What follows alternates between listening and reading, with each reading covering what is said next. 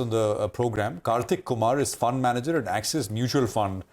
Deepak, of course, is still with us. Karthik, good afternoon. Good to have you with us here. Prashant this side. Prashant, thanks for having me on the show.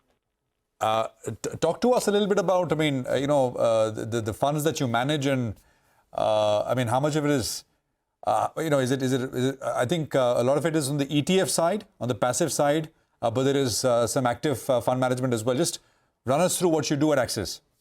Okay, so I essentially manage the Axis Quant Fund, which is a completely active offering where what we do is the process of stock selection and sector allocation is done using quantitative models. So that's a complete offering. Aside from that, I also manage passives and the arbitrage strategy. But within Axis Quant, right now, the way we are positioned from an active perspective is that we are bullish healthcare, we are bullish autos and power plays, whereas we continue to remain slightly underweight tech, big banks through financial services and commodities. So quant would mean, momentum, relative strength, things like that, Karthik? Or so quant is essentially through quant what we intend to do is we intend to invest in a portfolio of what I call as QGARP, which is quality and growth at reasonable prices. So what we do is we evaluate all the stocks in the universe based on these three parameters, which is quality, growth, and valuation. For quality, we look at historic data. For growth, we look at growth prospects over the next couple of years to see what is the level, what is the trends, how are the trends changing, and so on and so forth. And we take valuation into account to make sure that we are not overpaying for our investments. So to that extent, so once we have the total rank of a company, that becomes an indicator for future returns.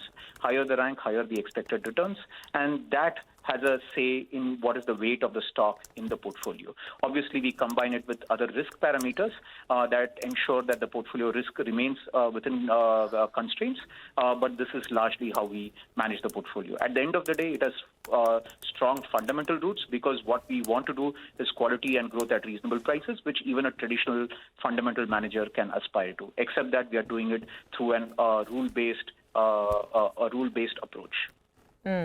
Karthik, hi, good afternoon. So since we're spending some time understanding the quant strategy, before we talk about your holdings and preferences, just a follow-up question on this. A lot of AMCs, a lot of fund houses are now developing quant-based strategies, right?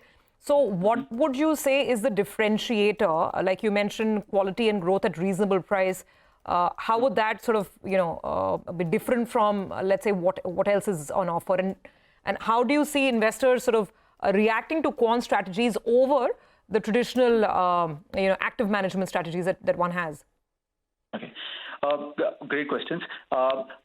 Essentially, just like there are no two growth managers are same or no two value managers are same, similarly, no two quant products are exactly similar either.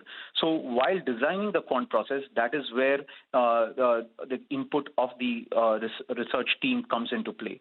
And depending on the house, you could have a quant product that's, like in our case, it's growth and quality at reasonable prices, or you could have a quant product that's completely tilted towards value or quality. So the way you develop the product is a function of the team and the house and the house that is working on it. So that's the first difference.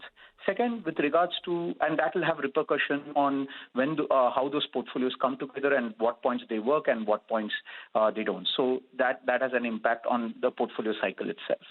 Now, coming down to the category itself, the category is quite new to our markets. So our fund has been in existence for almost 3 years now. We are one of the longer funds in the space. And as you rightly pointed out, a lot of companies AMCs are launching funds in the space. So there is a category building process that needs to be done in this segment. But having said that, because this category is new, there is a lot of unharvested alpha, so to say, that early investors can take advantage of. Karthik, afternoon. So we have some of your key holdings, the top 10 holdings for your quant mid caps, which have made the cut, quality and growth at a reasonable price. So which are the mid caps that you hold in your fund? So we have a good mix of actually large around 20 to 30% large cap and around 15 to 20% small cap. And so while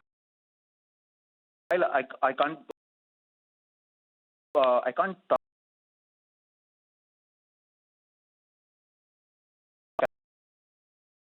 FMCG select exposure. While we remain underweight in IT, our exposure to within that sector largely around mid cap and small caps as well.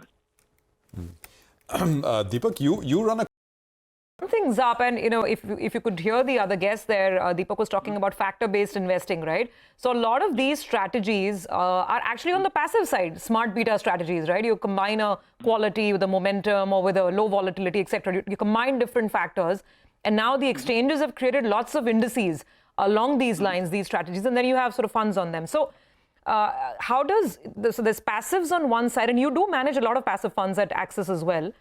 And then there is the quant fund, which is actually an actively managed fund, right? So between the two, where do you see the evolution, and where can investors expect better returns? So it's not one or the other. There needs to be allocation to both the passive space and the active space. So for years, in years where the breadth of the market does extremely well, active management tends to outperform passive management.